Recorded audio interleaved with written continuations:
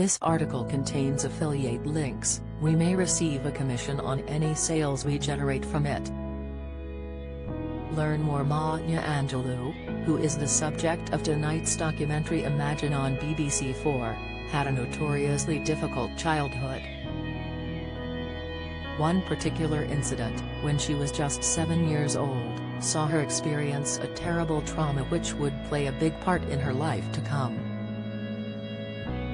Angelou is renowned for her authority over language, making it even more surprising to know that she was mute for 6 years during her childhood. At the age of 7, she was raped by her mother's then-boyfriend. The perpetrator was found beaten to death shortly after she had spoken about what happened and who did it.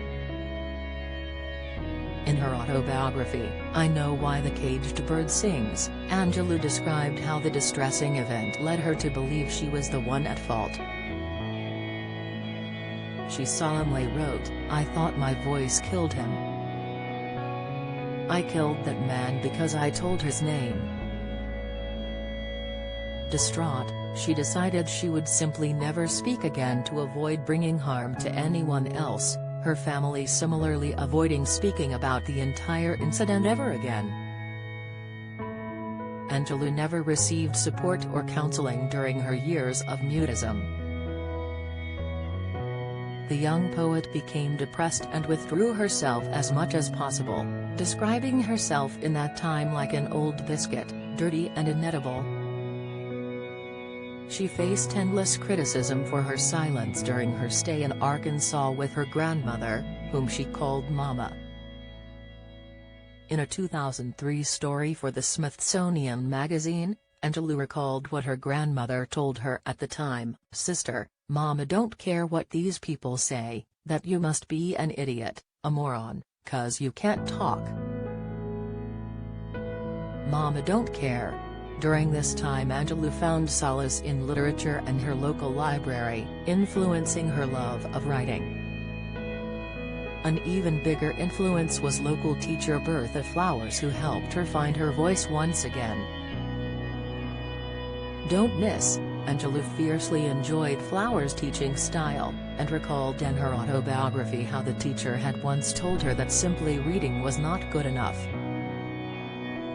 She explained that the meaning behind words only grew more meaningful with a human voice behind it. Flowers further encouraged Angelou's literature fascination and got the young girl to speak by challenging her to read poetry aloud, stating, "You do not love poetry, not until you speak it." At age 13 Angelou began to speak again, her first words coming from a book of poetry. Flowers' influence on Angelou's life lasted long after her years as a student, with the poet heading into a teaching career at Wake Forest University as a humanities professor. In a 2013 article for The Guardian, Angelou explained that she entered the profession believing she was a writer who could teach, but found it was quite the opposite. Ultimately, she saw teaching as her true professional calling, describing herself as a teacher who could write. The documentary Imagine, which chronicles Angelou's life and work on film, airs tonight at 10 p.m. on BBC4.